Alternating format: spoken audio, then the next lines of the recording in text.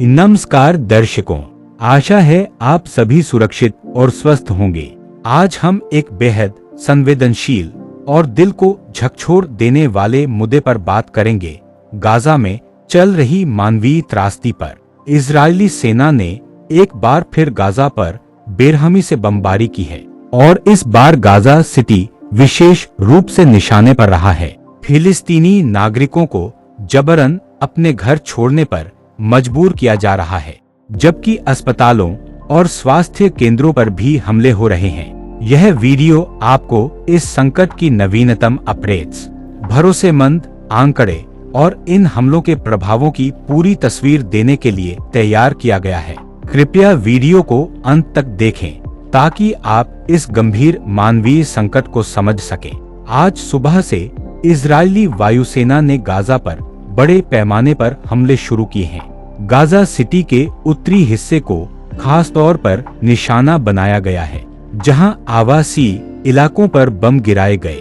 Israeli सेना द्वारा फिलिस्तीनी नागरिकों को इलाका खाली करने के नोटिस जारी किए गए हैं, जिससे यह अंदेशा है कि जल्द ही जमीनी कार्रवाई शुरू हो सकती है। आंखों देखी रिपोर्टों के मुताबिक केवल आज सुबह से अब तक कम से कम 80 फिलिस्तीनी शहीद हो चुके हैं।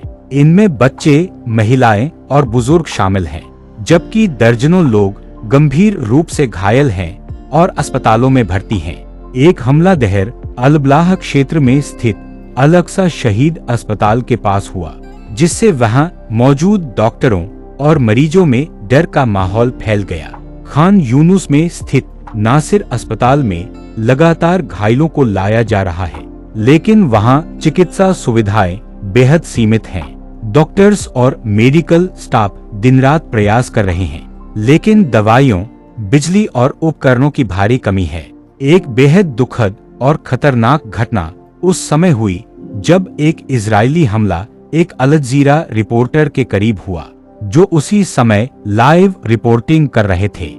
यह घटना दर्शाती है कि पत्रकार भी अब सुरक्षित नहीं है और मीडिया पर हमलों को सच को छुपाने की कोशिश माना जा रहा है। गाजा में जो मानवीय संकट उत्पन्न हो गया है, वह इतिहास के सबसे भीषण संकटों में गिना जा रहा है। गाजा की स्वास्थ्य मंत्रालय के अनुसार इस संघर्ष की शुरुआत से अब तक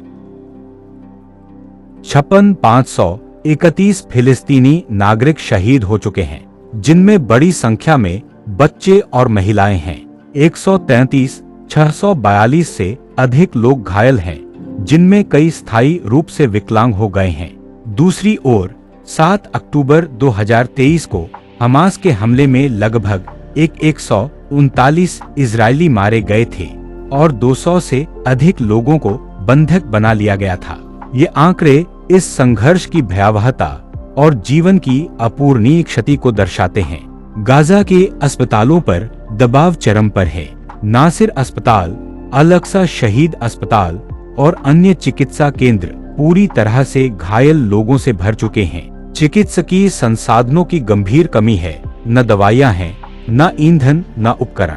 इजरायली घेराबंदी और नाकेबंदी की वजह से अंतर्राष्ट्रीय सहायता भी नहीं पहुंच पा रही है। भोजन, साफ पानी और बच्चों की जरूरतों का सामान तक उपलब्ध नहीं है। यह स्थिति गाजा के लाखों लोगों को भूखमरी, बीमारियों और डर के कगार पर ले आई है।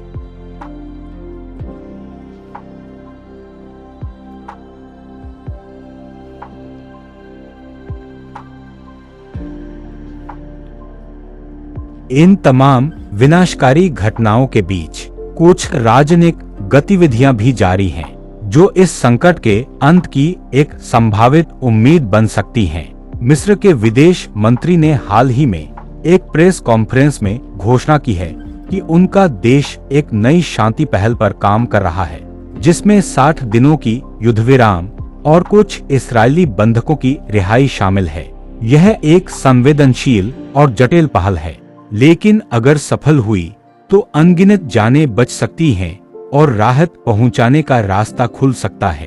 तारांकन वहीं इसराइल की आंतरिक राजनीति में भी एक नया मोड़ आया है।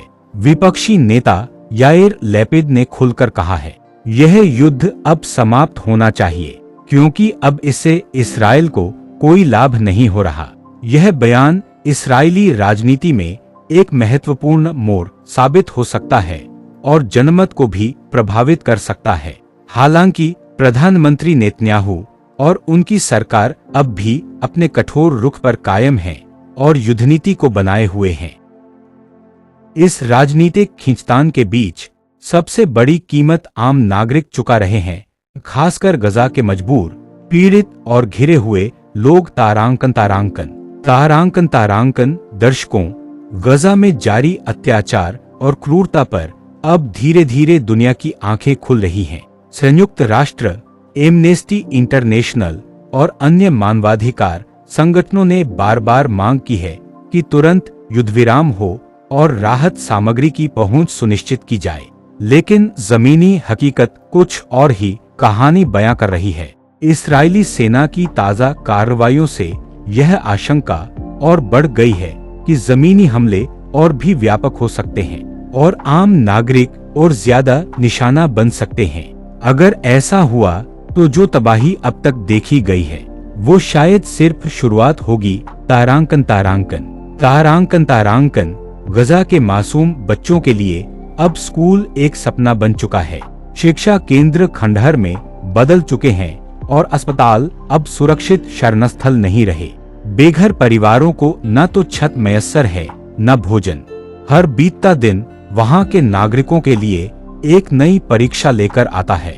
सवाल यह है, दुनिया कब जागेगी? यह जुल्म कब रुकेगा? और इस संकट का स्थायी समाधान क्या हो सकता है? तारांकन दर्शकों, यह वीडियो सिर्फ रिपोर्ट्स और आंकड़ों का संग्रह नहीं है। यह एक दर्दभरी मानवीय कहानी है। लाखों निर्दोष लोगों की जिंदगियों का सवाल है। गजा के लोग खुद आवाज नहीं उठा सकते, लेकिन हम उठा सकते हैं।